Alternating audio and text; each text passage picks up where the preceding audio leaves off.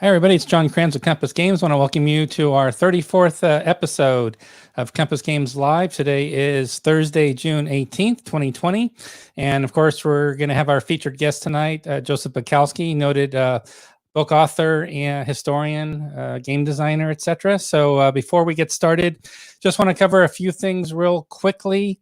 First, as far as our schedule goes, I updated it earlier this week. You'll find it on the website. So I'll go ahead actually right now and I'll show you just really quickly what we have happening. So let me just switch over.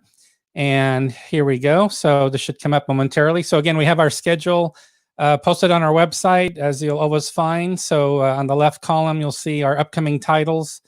Just FYI, we just shifted our schedule out by 1 month. So we'll have releases starting in July. We have 2 releases, Brotherhood and Unity and Paper Wars, featuring Hannibal by Stefan Newberg. And then we have 3 releases scheduled for August. Also, I want to point out a few more things, a few changes to the website. In the left extreme column, you'll see where we have our newsletter sign up form. I definitely would recommend, if you could, subscribe to our newsletter. All we need is your email address and we're good to go. If you do that, we'll be able to send you, for example, a recent newsletter. We try to send only once a week, so we don't want to barrage your inbox. So we'll average maybe once a week, or we had a special occasion today with a Kickstarter that's ending shortly, which I'll talk about in a moment. We did a second email for the week, but typically we're going to stick to 1 email per week. But as you can see, we'll talk about, whatever's a new release or recent releases, as I've done in this case here, the 3 most recent releases that came through: Decision of Kasserine, Russia Besieged Players Guide, Stellar Horizons. Obviously announcing our broadcast that we are now live with Joseph Balkoski. Also following this broadcast, there's going to be another broadcast. So we have a double header tonight, Thursday night double feature show, because over on War and Pieces on YouTube channel, they're going to be interviewing game designer Andrew Rader again for Stellar Horizons. So that's going to be a featured interview as well. So again, if you can just take a moment and fill out the form on that left column for the newsletter, it would be great to make sure we have you on the list. You'll only hear from us maybe once a week, twice at the most, and we can give you the latest news, including specials, etc. So really appreciate if you're able to sign up. You might also notice in the bottom right corner, there's you can reach out to us if you have any questions, or actually if you have any feedback for us. It's feedback that we will use for our bi-weekly town hall meeting. So I've received about 20 or 30 responses already just in the past week alone. Some of those questions or some of that feedback we're going to be covering with Bill Thomas in our next town hall meeting, which will be a week from today, Thursday the 25th. And that'll be our second town hall meeting. So again, we really appreciate the feedback. Just click on my little video there where that says talk to me, and you can send me a text or a video message, and I'll be sure to respond to you directly, individually, but then we might also use your content for the broadcast. And I want to give a shout out to Craig Klosterman, who's the first customer who actually used a video response that we offer. So as you can see, we have a lot of text replies, which you can see in that middle column there. But kudos to Craig for not being camera shy. I would play it, but it's actually a general customer service question. So we'll forego playing the video, but it was great to put a picture and video to a customer name. It's great to be able to connect that way. And lastly, we did send out a newsletter just about an hour or 2 ago. So our Jacobite Rising Command and Colors Tricorn, the new standalone module, it's going to be ending in about 44 hours, so less than 2 days.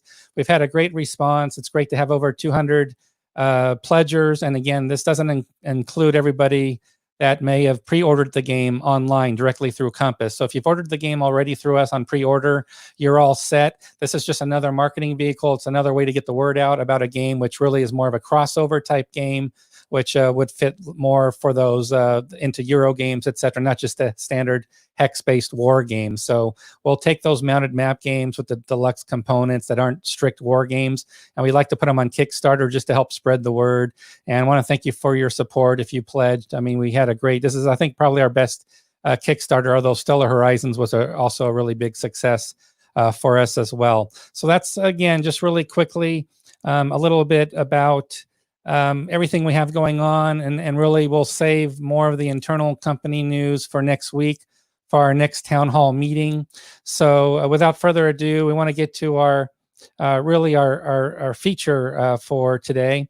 And what I'd like to do is just do a quick introduction of sorts before I bring in Joseph. So it's my one chance to embarrass him. So again, for those, many of you on the broadcast tonight, you'll be very familiar with Joseph Balkoski. I think the question more is, when did you first become familiar with Joseph Balkoski? How old were you? How long ago? Which game was it? Maybe it was even his books, as you can see here. Roger McGowan posted a really nice a mix covering his Fire and Movement interview, which was back in issue 13, where Joseph shared he was born in New York in 1954, graduated from Vassar College, had a stint over in Columbia. So great background information about Joseph. As you can see, we've got some book titles here, focusing on 29th Infantry Division as well. What I also like to point out is he has many more books. So as you can see here, I've just got an expanded view. So this is my understanding that this is pretty much the breadth of Joseph's work. He'll correct me if I'm wrong, if there's any books missing.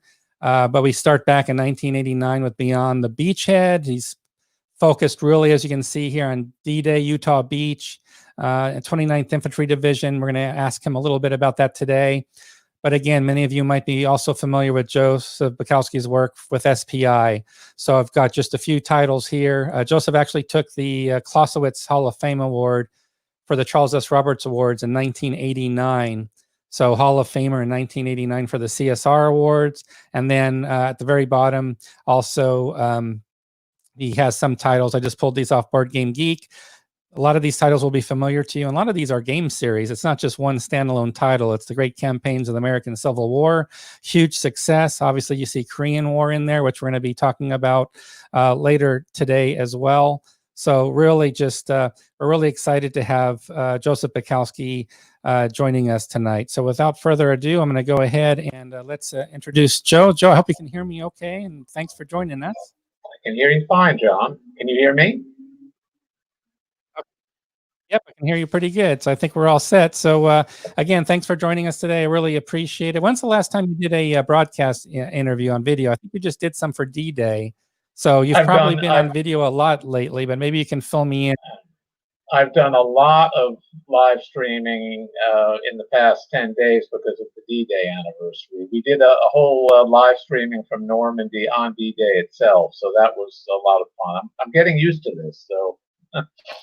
But first time I've done it for gaming. Well, it's great that.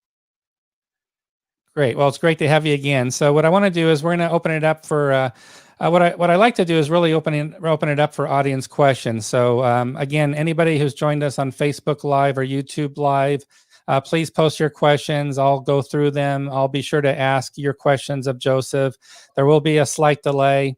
Also, I'm noticing we do have a lag as far as just so you know, Joe, on your end, there's about a 3 or 4 second lag with your audio. Might resolve itself later. That's the nature of the beast. It worked fine earlier when we did our quick rehearsal to test everything, and everything tested with a green light, but we have a little bit of a lag today. We'll get through it fine, so I'm not worried about that at all.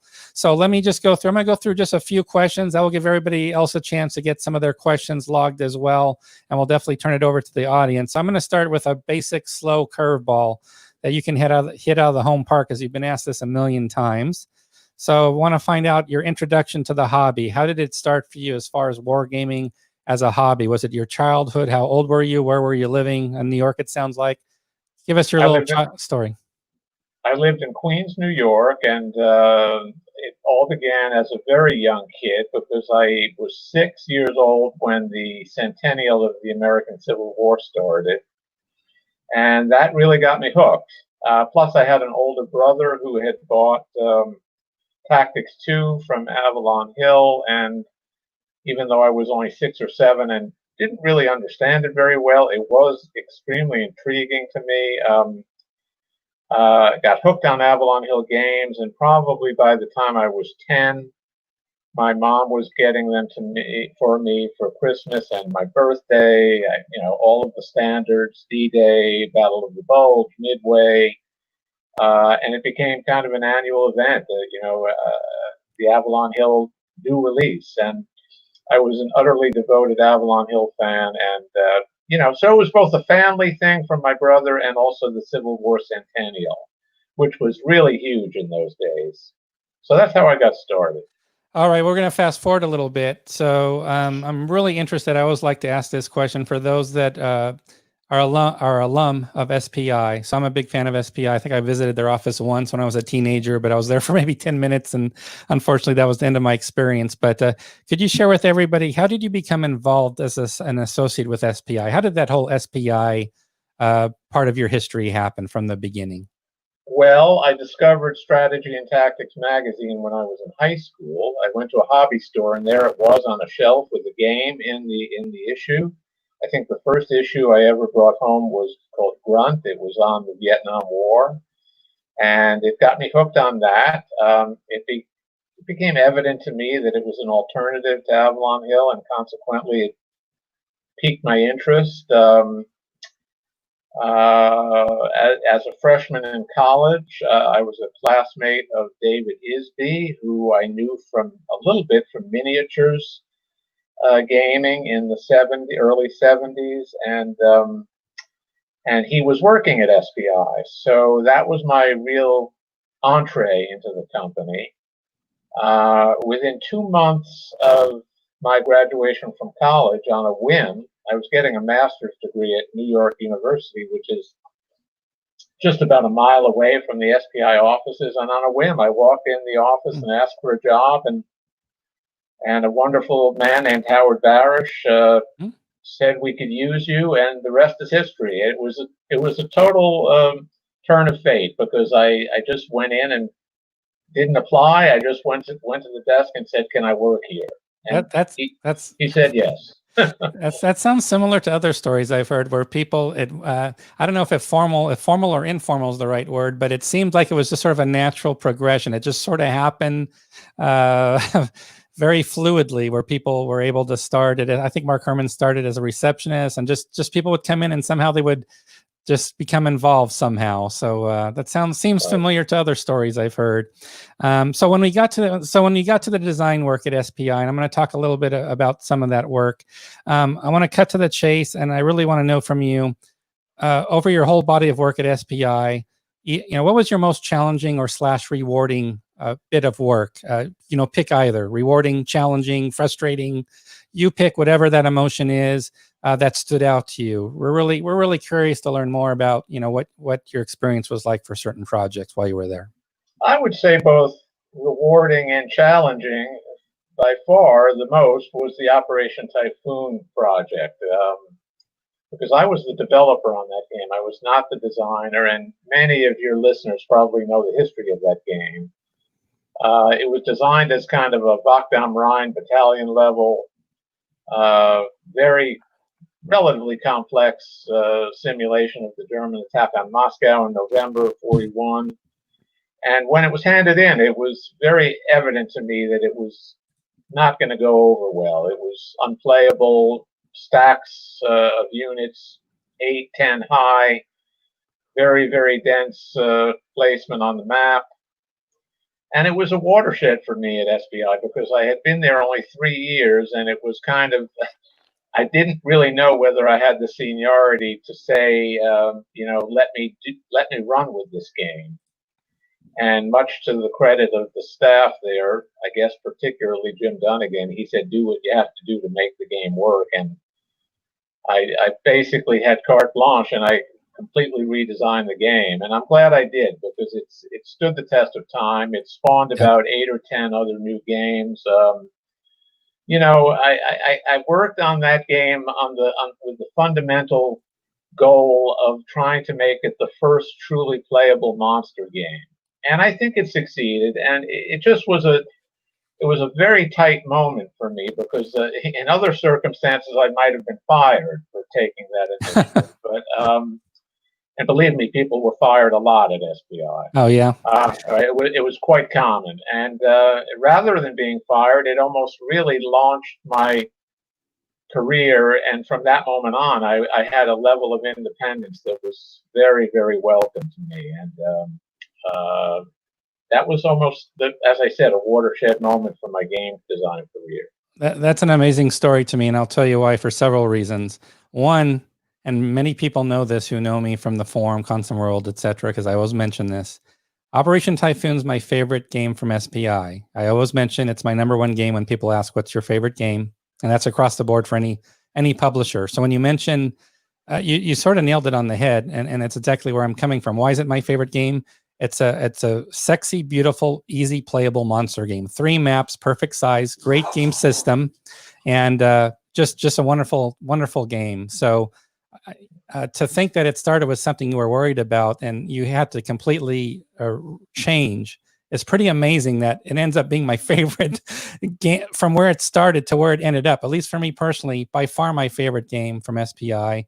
And what's really amazing is it's the only designer notes I know from SPI where the designer is openly bitching about how he hates the game. So, Right, so it's very humorous for me as a gamer saying, boy, this guy's complaining about the design. We know the backstory now, but it's changes that needed to happen. And he didn't see eye to eye with it. He had a different game in mind. But it's unique to me because from the standpoint of the designer notes really stand out if anybody looks at them. Just it's amazing how the designer sort of disagrees with what happened. And also was unique that you sent out a rules booklet. I believe I was an S&T subscriber, and I believe everybody who was an S&T subscriber maybe was just on your mail list at SPI. Lo and behold, one day I got a mailing from SPI, which was the Operation Typhoon rules booklet. Now, do you know how that happened? I'm just curious, how did this rules booklet by itself land at my home as a teenager? that was Redmond Simonson's initiative. He felt that in this game we had something that could attract not only the hardcore but also the introductory gamer, and he just decided, I believe it was a Christmas thing in 1978. I may be wrong about that, but I do remember when he said, let's just send out the rule booklet, because the rule booklet is indicative of a game that is going to appeal to a lot of people, but clearly is going to be simple to play. And I think it was important because, we had this reputation of having complex rules. And Redmond always strove to try to make the games more approachable to everyone. So he was the genius behind that. People talk about that all the time. Hey, I was an S&T subscriber too, so I got my free copy as well. And you know what? I think I still have it because it came in a special jacket, I believe. And it was a great idea because it did not only help popularize that game, but it also, the golden years of SPI followed that release of that. 79 and 80, SPI was rolling really very well. And we had captured new audiences. We'd gone in the science fiction direction. Some of our games were selling 30,000 copies. So it was a golden era for sure. And of course, Redmond had a lot to do with that. And then a great question from Jack Stalika. He wanted to find out from you, do you have a fondest memory at SPI or Victory Games, as far as perhaps also who inspired you the most, as a follow-up question? Well, SPI was an incredibly special place. We're coming on 45 years since I started working there, but honestly, there has never been a place of employment in my life that has come close to that place. It was so, clearly it's hard to name one thing, but the thing that stands out in my mind the most was the camaraderie of the people. We were bonded in a way that I have never, ever experienced again. It was almost like a military uniform type of bonding. The people not only worked smoothly together for the most part, but they also gathered socially together. For 6 years, pretty much, my life was SPI in all regards, in and out of the office. Does anybody stand out for you? I don't know if it was Redmond or somebody else. I know you mentioned who introduced you at SPI, who you were close with, but is there anybody that stood out for you? Howard Bowers was the one who hired me. Yeah. I would say, I would say Redmond, yes, although my relationship with Redmond, as I would think, was quite common with many SPI employees. It started out rocky. Mm-hmm. He was a true drill sergeant. He was a very, very tough man. And he had he was very intimidating for a person who was 21 years old, and I had just turned 21 when I took that job. But as the years went by, Redmond, it took, honestly, it took 2 to 3 years. But by 1978 or 79, Redmond was a genuine close friend. Yeah. And one of my most amazing memories of SPI is just by chance, when I was working at Avalon Hill, I was coming up to New York to visit my parents. And I went up to SPI and I walked in the office the day that it shut down.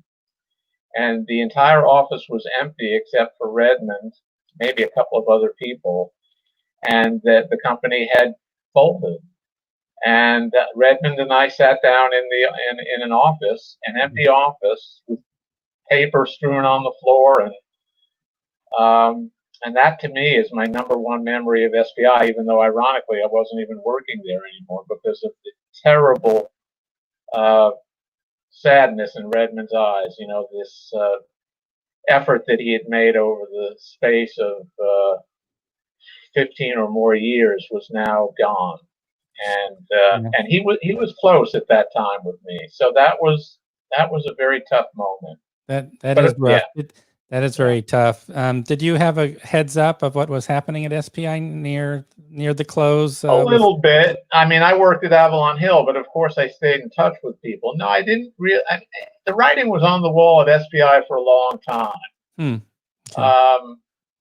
I had left the company in March of 1981 to go down to Avalon Hill, and another very poignant memory is Redmond called me into his office in that month. And he said, "What can we do to have you stay?" And I said, "Sorry, Redmond.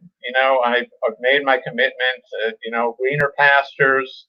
Yeah. There was something more stable about Avalon Hill. There was something attractive about how they didn't have the deadlines of SPI. But of course, my heart and soul was at SPI, and it was extremely difficult for me to tell Redmond that my decision had been made. Yeah. And I was leaving for Avalon Hill. And then within a year, the company was gone. So I was not directly aware, but hey, when I left the company, I knew that something was not right. Well, thanks for sharing a bit about, your background with gaming, with SPI. It's really interesting, some of the stories, interesting about Operation Typhoon as well. Before we get into some more gaming discussions, particularly about sort of the feature focus for tonight, let's talk a little bit about your book writing. So what got you, how did that shift, if it was a shift, how did that shift happen for you getting into book writing? You've got several books now to your credit. How did that come about as you became an author? I have SPI to credit that for. I mean, of course, when you worked at SPI, you were not only a game designer, but invariably you were asked to write articles as well. And I wrote a ton of articles at SPI. Always enjoyed that a lot. And I always felt, well, if games ever go down the tubes, I hope to have a career in writing. And I always kept that in the back of my mind. Always wanted to do a book on military history. And kind of the germ of that idea was born when I was doing the game Atlantic Wall. I think it was in '77. In order to do the research for that book, I read a very seminal book in my life called The Clay Pigeons of St. Lo. I remember vividly reading it on a subway as I was going to work every day. And that book ended up being the seed that grew into my body of printed work. It's about the 29th Division in Normandy. And by complete chance, when I started to work at Avalon Hill, which, as you know, is in Baltimore, and Baltimore is the home of the 29th Division and the division that landed on Omaha Beach on D-Day. By chance, I met many veterans of the division near my home, and also many mentioned in that book, The Clay Pigeons of St. Lo. So that was the seed. And I right at the time when I was embarking on a freelance game design career, which we'll talk about in a second, I decided simultaneously to embark on a writing career. So while I was doing games, I was also writing my first book. And the first book took me about 5 years to do, Beyond the Beachhead. Came out in '89, and you know what? It's been in print continuously for 31 years. I got a royalty check for it the other day. So um, it that that the writing career was really born out of my game career, and I have the whole aura of SPI was to do things well, to research well, to make good games, to do it in a timely fashion. And when I was trained that way, that clearly impacted how I wrote books. I learned how to research when I did games, and that played over very well in the writing field as well. One thing I noticed about your body of work, it does focus on D-Day Normandy, Utah Beach, 29th Infantry Division in particular. Could you tell us more about, you have a body of work around that division. How did that sort of come into play? And I have to say, I know some authors like to, especially with your rich history and background, you've got Civil War games in your background, a very extremely popular, successful, great campaigns of the Civil War. So some people would probably guess if you were an author and did 8 books, they'd say you probably did 2 on Civil War. You did 1, maybe Napoleon. You spread the wealth sort of, but you really have this nucleus and focus of your work. And I'm really curious what kept you in that pocket. Well, the trigger was moving to Baltimore because the division that I ended up writing about is a local division raised in Maryland and Virginia just by chance. And it also by chance happened to be the division that led the way on Omaha Beach. And, it became very, very obvious to me that there were stories there that had not been told. So I befriended, I would say, it's not an exaggeration to say now in the space of 35 years, it's been thousands of 29th Division veterans. Obviously, almost none are living anymore. But I attended reunions going all the way back to 1984. It was kind of an alternate life for me outside of gaming, although deeply related to gaming. And I did games on the subject as well. But it was a perfect storm, John, because it ended up that I made a full-time career with the Army eventually. When games started to fade from my repertoire, I ended up having the very good fortune of having a job offer as a historian with the Army, and I ended up being attached to the 29th Division, and I had access to all of its voluminous records and artifacts. So I ran a museum, I ran an archives for years and years and years, and it just was the perfect storm because any detail that I needed to know about that division, from the finest to the broadest level, I had at my fingertips. In fact, I managed it. I managed all those records for 20 years. So I've been a very lucky man. I worked in a building where my dream job was. I had the wonderful experience of working in gaming, and then an equally wonderful experience of working with people in uniform.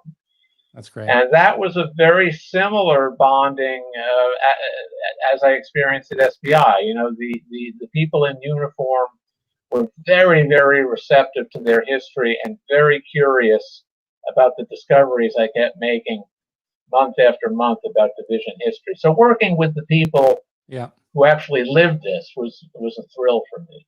I can tell that bond, you mentioned the bond at SPI that you haven't seen repeated at other workplaces, and now the bond with the 29th Infantry Division and all your work. I could see a recurring theme here that those relationships really mean a lot to you, which I totally get. I totally understand. Now, I want to return to gaming, but before I do so, I want to throw a little love your way, because nobody talks about this game, okay? Nobody talks about why. Nobody talks about Upscope, okay? I've even got the shrink wrap on it still. That's because I've got other copies of it. So I have played it. So I just want you to know, I'm going to give you, the cursory nod that I think, and I think this is one of your first designs for SPI, one of the earlier designs you did. Is that right? I first did a game called DMZ, which was part of a quad, and then Upscope was my second independent design. Yeah. So I went nuts for this whole World War II thing. I think I remember, when you have childhood memories, some things stick like it was yesterday just because they were special for whatever reason. And I don't know why this was special to me, but I can remember like yesterday, I was 15 or 16. I got up at 6 a.m. with an alarm clock and put the upscope rules down on the carpet on the floor and started highlighting. And it was just like yesterday. I don't even own one, John. You're a better man than I am. I'll have to send one your way. I've got like three or four. One of my favorite games. I know it has, I think it had some plotting in it, which is maybe a no-no today for solitaire. But if anybody knows of Upscope, I've played it. It's a very intense game, 2-player game. So thanks for doing Upscope. We're going to talk now, though, a little bit about a different game. So I actually have it here. Should ring a bell for people. So we have some comments also online about the Korean War. This is with Victory Games. Can you tell us how this game happened for you during your time at Victory Games? A little background on the Korean War. Sure. Well, that game was a real watershed for me. That was the first game in my career that I designed as a freelance person for royalties rather than doing it as a full-time employee. After 8 or 9 years at SPI in Avalon Hill. So it was a new venture for me to get royalties. Kind of exciting, actually.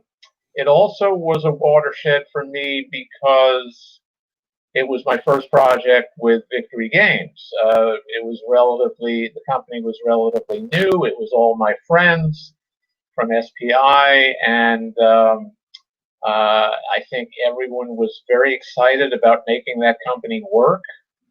And I was thrilled to get that assignment. And third, it was a first for me because if you know that game, it was my first venture into the get away from the I go, you go method of wargaming. It was my first experimentation with varying impulses between players depending on initiative. And I wasn't entirely confident that it would work. But I was very happy with how it ultimately ended up working. And, it's been the basis of almost every game I've ever done since in terms of the never allowing either player to have their eyes off the table for fear of missing something significant. However, I will tell you that it was not my idea to do this game. This was my friend Mark Herman's idea. He ran Victory Games, and he said, "Hey, do a freelance game for us." And I said, "Sure." And he said, "How about doing a game on the Korean War?" I knew nothing about the Korean War. In fact, there were very few games on the Korean War. I think SBI had done one in the early 70s that I had played. But Mark really knew what would sell. And I wanted to do what would sell because as a freelancer, I wanted to have as many sales as possible. I trusted Mark implicitly, and even though I knew nothing about the subject, I jumped in. And one of the benefits about being a freelancer, unlike working at SPI, is I could take my time.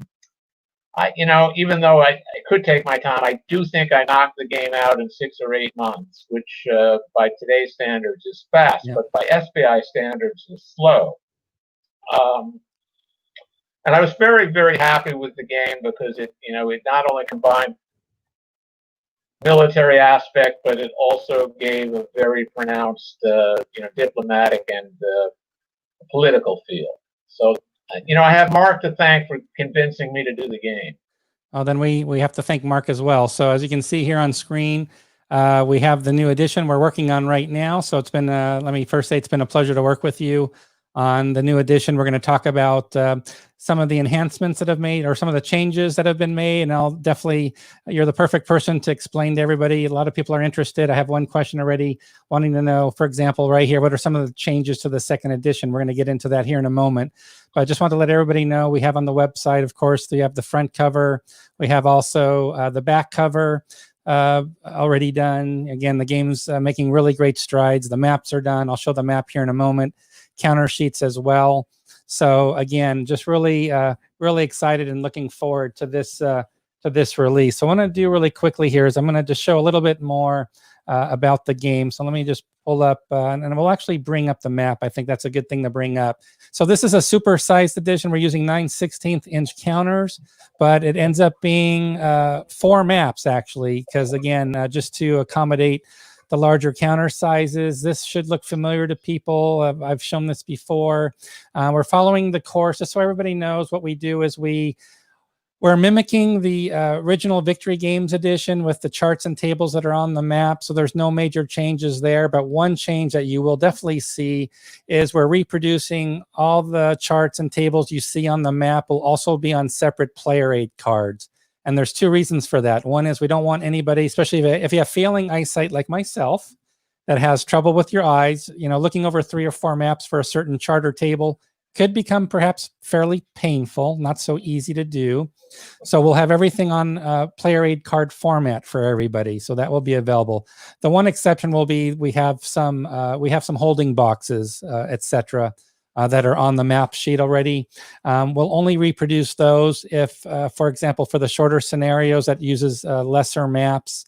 I think right now the shorter scenarios, we're working out of the 4 maps. I think it's down to 3, but then maybe 1 or 2 of those 3 maps can be folded in half or a quarter and a quarter or a third. So we're working out to minimize the table space needed for the map space for the smaller scenarios. So based on whatever that map area is, if there's any missing holding boxes that aren't there for the smaller scenario, we're going to make sure there's player aid cards for any holding boxes you need for this for those shorter scenarios, for those smaller scenarios. So as you can see here, the map again, great artwork by Ilya over in Russia, who's doing the work for us. A lot of information on the map. If I zoom in here, let me just give people, now we aren't 1080i high def yet as far as the broadcast platform. That's going to be coming soon. But again, this will give you a little better idea, everybody online, as far as the richness of detail of the map. So just want to share that map for a moment. Again, really looking forward to it. The map will be trimmed, by the way. So if you look at the maps now, you'll see in the bottom right-hand quadrant, there's some dead space. The maps are going to be cut, so you're not going to have to worry about that space, on your tabletop. The maps will be trimmed, so that area, bottom right, will not be there. So the map, paper maps will get trimmed. Also, we have the counter sheets that I want to show quickly here as well, Joseph. So let me go ahead and pull up counter sheet. Here's number 1. I'll expand it up just a little bit. But again, this, I don't think there's been too many changes to the counters as far as the new edition goes. I know that the manifest changed a little bit. I think we may have added some additional game markers. Is that correct, Joseph? That we added a few markers, I believe. Also, 1 or 2 order of battle corrections, thanks to some very devoted gamers who contacted me. Entrenchment markers now apply to the particular side rather than being generic, so we had to increase the number of them, but things like that, Yeah. And then there's the third sheet's actually a half sheet, so I can zoom in here a little bit where we have some of those markers, and it's for each side, as you mentioned, that we have those now. So we did expand the game markers. We always look for that for the designer signature edition. We always look at where we can add additional markers for mnemonics, for housekeeping in general. Now, one thing that I think is a good point of conversation, especially for those that aren't familiar with the game, is you've got probably one of the most detailed game turn record sequence of plays, because it changes, I believe, game turn to game turn. So this is actually 2 pages, or a front and back, through game turn 12. Could you explain a little bit about what this is covering? And I believe you also made some change. There's also some changes reflected in this game turn record track for the advanced game based on some modifications that you made.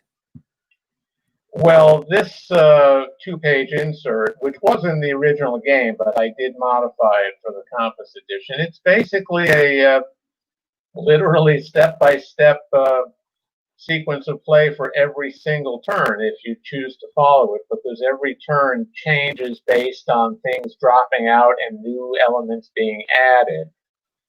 But to answer your other question, yes, there were some significant changes. I might even say the game comes close to being a redesign. I don't think I'd go so far as to officially call it a redesign, because it does maintain the heart and soul of the original, but there are some significant changes. The first, and this was one of the most common comments from people who played the original, is that the so-called global tension system, which is deeply impacts the UN player, and in fact can lose the game for him directly if he reaches the so-called World War III level. Global tension in the original game was heavily influenced by die roll luck. So the UN player with abysmal die roll early in the game could have very little chance of winning the game. I corrected that in many, many different ways. I started the global tension die rolls later in the game. I reduced the impact in terms of victory points. And in essence, greatly, greatly lessened the possibility that bad luck could lose the UN player the game in itself. So that's the most major change. Right, and then there's a question from Fabrizio also asking about the UN reinforcements and historical versus variable in the game. Is that something you could comment on as well for Fabrizio?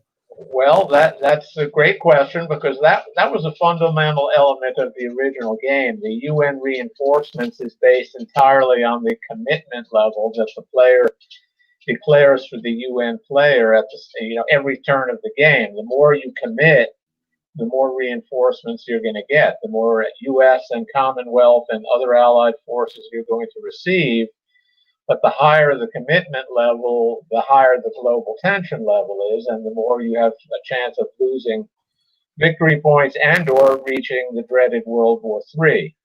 So at the suggestion of Bill Thomas of Compass, we're also going to include in this game, it's a great idea, the historical commitment levels, because they were not included in the original game. So right, I was players going to say the historical. Yeah, that's something we didn't. That's something that Bill wanted, was to recreate the historical commitment levels, so you can almost play it out as it did historically, having all that information available. Right. I think that's a real nice addition to the game that people will be seeing for the first time for Korean War. Right. And there are other changes as well. I mean, there were gamey techniques of the UN player once they've crushed, or shall I say, counterattacked and drove the North Koreans back across the 38th parallel into the north. There were some gamey means by which the UN player could completely avoid the chance of Chinese intervention. And I changed that. So there is always a chance, a slight chance, if you don't invade the north, that the Chinese can intervene in the war. And the more you push into North Korea, the greater the chance that they can intervene. But there is a chance that they can intervene even if you don't push over the 38th parallel, which adds a very different element to the game. Yeah, and then a question from Richard. I commented already about the map. So the smaller scenarios, it's I know it's one full map, and then there's two other maps which we might be able to, as I mentioned, fold partially. We're checking right now what the hex coordinates are. So there might be two maps where we can maybe just use a portion of those maps. So so to answer your question, Richard, I don't have the final answer yet, but right now it's one full map. There's two additional maps, and we're checking right now, Richard, if those two maps can be folded partially to save on table space. But we do know that we do need three maps, or a portion of three maps, for the smaller scenarios. I think I got that right, Joe, correct? You did. Okay, and then, well, like I said, we're going to look to shorten it where we can, as I mentioned. And then in terms of solitaire playability, Joe, why don't you go ahead and comment, take that one on for Richard, if you could, about, if you were playing with solitaire, how that would go. Well, other than the fact that you mentioned Upscope, which was back in 1977, which was not playable solitaire. Right. It's right. very, very important in my game design career for games to be playable solitaire. It's extremely important because, in my life, 95% of my gaming has been solitaire. It's changed somewhat recently with Basel. But, when I designed the Civil War series, it was very important for me that it be able to be played by somebody who just wanted to study the campaigns and have some fun. So Korean War is very playable solitaire. I know because when Compass signed me on to have the game reissued. I set it up on my own table and probably played it solitaire, the entire campaign game, at least 5 times. So it's quite enjoyable to play solitaire, and there's nothing in it that makes it unfeasible in any way to play solitaire. Wow, great. Thanks. Thanks for sharing that, Joe. So just to give everybody a quick update on the project. So where we are, the counter sheets are done. The maps are going through a final proofing. What we did with the maps, as you noticed before when I showed you the maps, there's a lot of charts and tables, holding boxes, etc. 20 plus elements on the map. All that got proofed. I know, Joe, you've gone through, you've proofed them several times. So we've made all the corrections necessary, all the changes to the charts and tables. Those are now getting updated on the map. And then we're now also taking them over to those separate player aid cards I mentioned. So you have 2 options or ways that you can consult the tables during play. Then what we're going to be getting into next is the entire unit displays, setup, reinforcement schedules, so on and so forth. That will be the last phase, and then we'll get into the rules booklet layout. You've already finished the rules draft, Joe, so you've got all the rules updated with the changes that you've talked a little bit about tonight. So just to let everybody know where we're at, again, we're in the final proofing phases. Still have to do a little bit on the still have to do the unit displays for the reinforcements and setup, so that's still coming up, and then we'll get to the rules, and that will be the final piece of the puzzle to go to print. So we're looking actually at an August 2020 release date, probably latter half of August is what I would expect with the printer turnaround time. So we're very eager to get the game out. So with that being said, I want to turn it over to our audience, both on Facebook and YouTube Live really quickly. So I'm just going to share some comments with you, Joe. So from Mark Ruggiero, Omaha Beachhead and Fleet Series, he's giving a tip of the hat to you. And I know there was another question asking right here, what game or game series are you most proud of? And don't worry, you don't have to say Korean War just because we've been talking about Korean War, which everybody can see, right? Well, I'll be honest. I'm clearly most proud of my Civil War series because it's it not only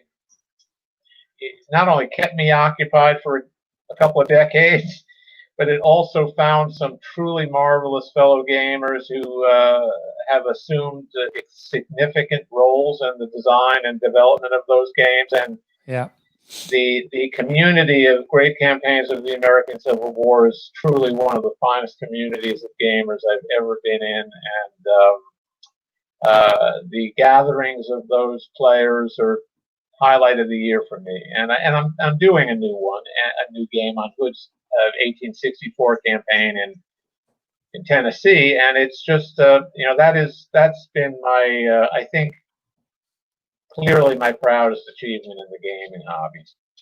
Yeah, I would say that's a good pick. It's an amazing game series, and it's a huge community around it. So yeah, congratulations on that. Question from Mark Merritt asking you, Joe, what about St. Lo? I know a little bit about that, but I'll let you answer that question. I know that's something that's coming down the pike from another publisher.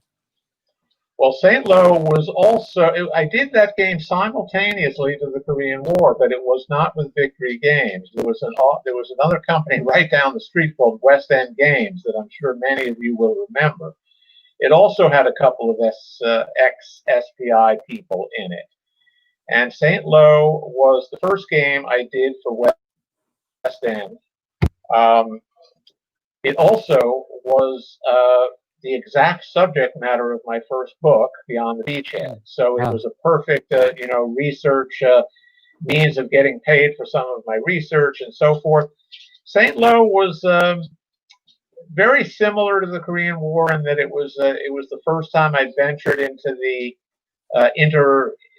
interactive means of players alternating phases and turns, and it struck a nerve like the Korean War, and the game is being reprinted. It's being reprinted by Quarter Deck, I believe, and it's probably within a couple of months of coming out. That one, however, I really didn't touch very much, and it's essentially a reprint. Aside from one, it's essentially a reprint. Yeah. Great. And then comments here about St. Lo as well, Walk them Rhine, Fleet Series, and then another question on Fleet Series. And I know I've been keeping you occupied with all the Korean War proofing of all the components and the charts, but I'm looking forward personally to working on Fifth Fleet for you as the first entry of the Fleet series as far as doing a new edition. But if you have anything you want to add to that, I know I've been keeping you occupied though from getting to the Fleet series with Korean War, but I know that's next on our docket. Well, the Fleet series occupied as much of my life almost as the Civil War series. Yeah. I would say that series really took up a lot of my life for 10 or 12 years. And it was a wonderful learning curve. I didn't know much about the Navy when I first started that. I believe yet again that title was the first title. Sixth Fleet was recommended to me. I didn't choose it, but it ended up doing very. I think that game sold more copies than any game I have ever designed. That was in the days when Avalon Hill, but it was a Victory game. Which was a subsidiary of Avalon Hill. Avalon Hill could sell 30 or 40,000 copies of a game. And I think I luckily cashed in on that era when such sales were possible. The Fleet series was kind of a living series in that even though it had 5 games in it, plus 1 computer game, every game is kind of a standalone game with an independent rules set, because the rules change subtly, not only based on people's comments, but based on new things that I was learning, based on the theater that the game was portraying. But ultimately, the last game I did in the series, Third Fleet, it had to be the end because the Berlin Wall had come down and there was no more Soviet Navy, so there really wasn't that much more for me to do. And right from that moment, I jumped into the Civil War series. Yeah, to John Hung's, great. John Hung's asking a question, I don't know if this is true or not, was Task Force a predecessor to the Fleet series? No. Okay, yeah, because he was asking. Okay, yeah. He's asking about the potential of, he thought Task Force had a lot of real potential to become a series, etc. Task Force was an SPI game that was chosen by the infamous feedback system. It got a very high rating from the subscribers to Strategy and Tactics, but I did not write the feedback proposal. I just happened to be assigned the game.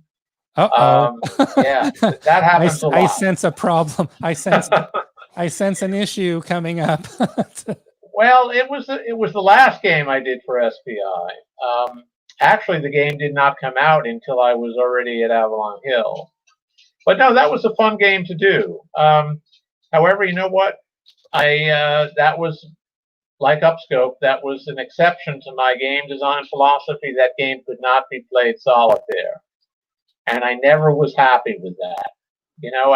I always had a regret about that, and I think the Fleet series, I understood 100% that I could not go that way, with the system that required the secrecy between 2 players.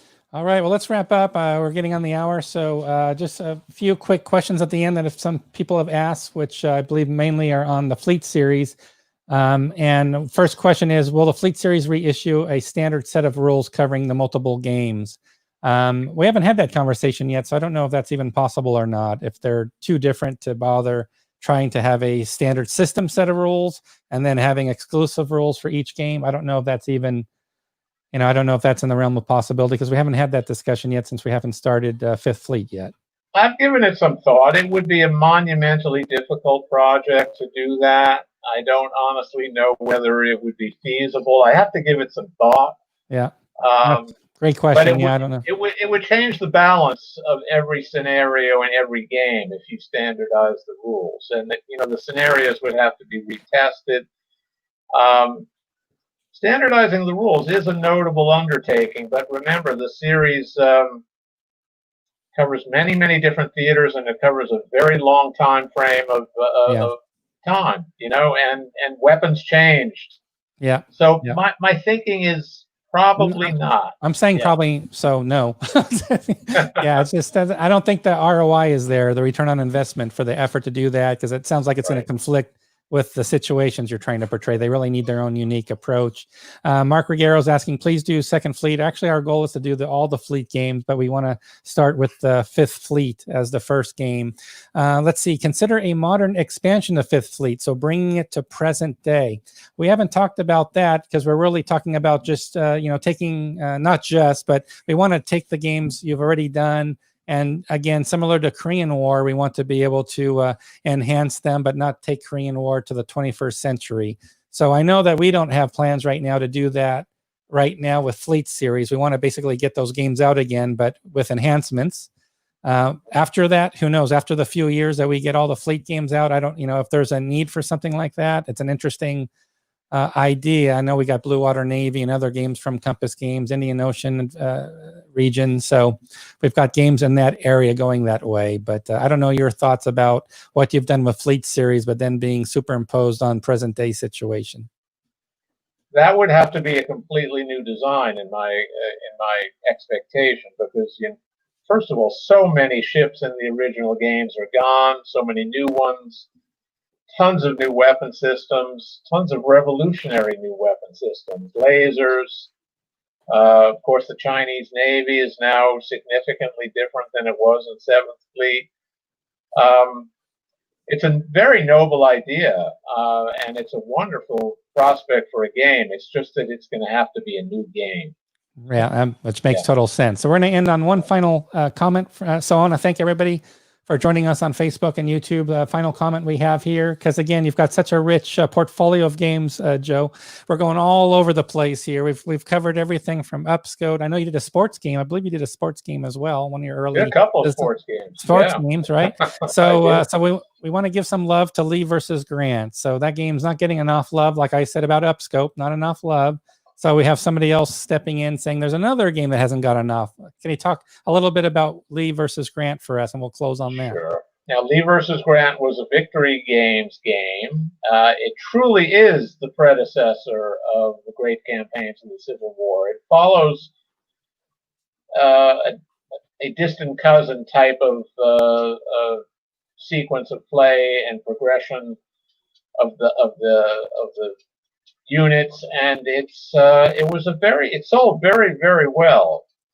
But I never was exactly happy with the scale. The scale was core level, and it didn't give enough of a sense of.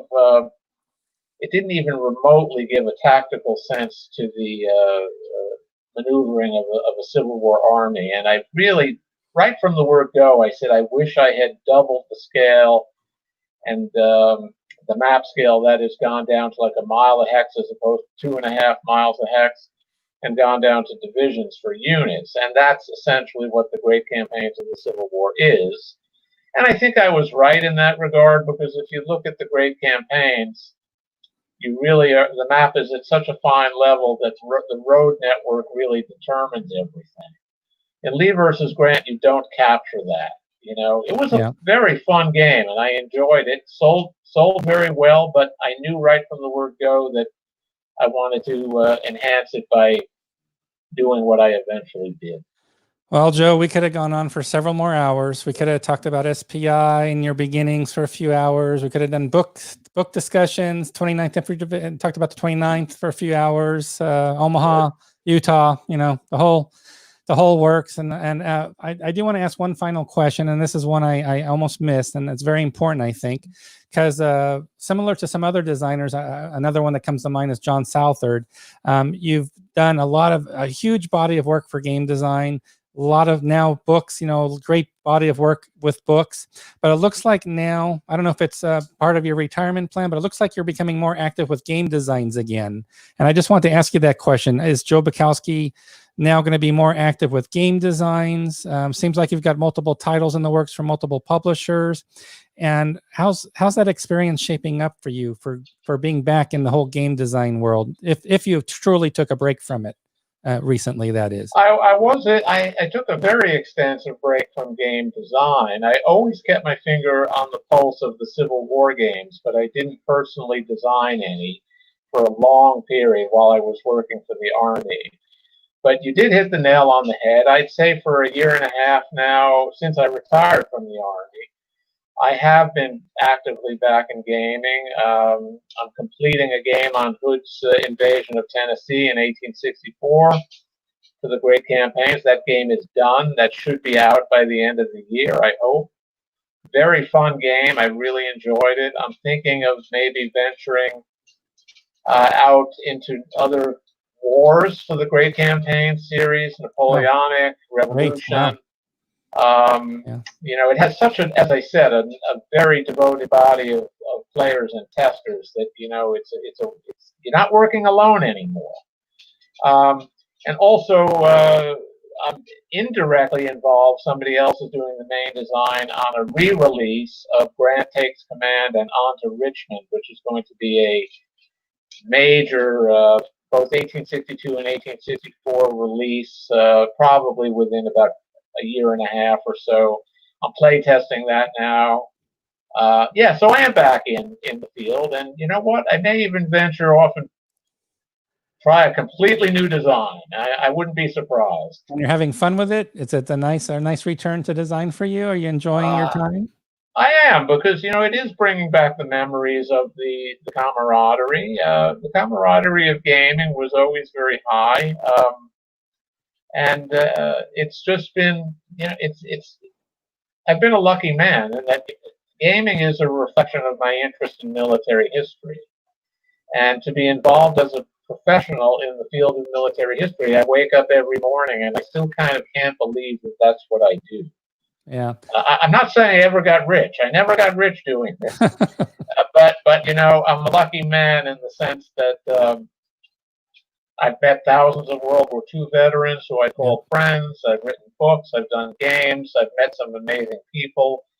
I've lived in Normandy for a long time, and all of this is related to my interest in military history. So I am indeed a very lucky man. Well, congratulations to you, and we're all privileged to have enjoyed all your body of work. What Jack said, I think, sums it up best. I think, speaking for the entire community, that you've brought us decades of fun. The one comment Jack forgot is you owe us several more decades of fun. So since you're back in design, we're going to hold you to that, Joe. We're going to hold you to a few more decades of fun if we can. So again, I want to thank you also on behalf of Compass Games for working with us on the Korean War. And then we're looking forward, obviously, to the Fleet series, starting with Fifth Fleet after that. So again, Joe, thank you so much for your time tonight. I really appreciate it. I'm gonna let you go. Enjoy the rest of your evening while I sort of put the wrap on the show. But thank you so much for everything you do and everything you've done for us. We appreciate it. Thank you, John. Really appreciate it. It's been fun. Thank you so much. Good night. Okay. So again, everybody, I want to thank Joe Balkoski. And as I mentioned, we focus on the Korean War, which will be out around August of this year. Quick reminder happening right now, because we went a little overtime. We've got War and Pieces live right now with Andrew Rader, the designer of Stellar Horizons. If you go over to YouTube, simply do a quick search, just type War and Pieces and Andrew Rader or Stellar Horizons, and you'll find that live interview taking place right now. Also want to mention Brief Border Wars was our most recent release that's gone out. Also, we have Brotherhood and Unity hiding behind my head right there. So that's going to be coming out. That's our next release. So I hope, again, I want to thank you all for joining. For those in a later time zone, I want to thank you for being up past midnight for you local time. Again, we'll have this edited recording available on our YouTube channel at Compass Games. We'll be joining you again next week, next Thursday on June 25th for our second town hall meeting with Bill Thomas. So please get your questions in on our website. We'll be bringing in all your questions for Bill at that time. So we'll talk to you again in about 1 week. So thank you, everybody. Have a great night. And maybe I'll see you over at the War and Pieces live interview, which I'm going to switch over to myself right now. Good night, everybody.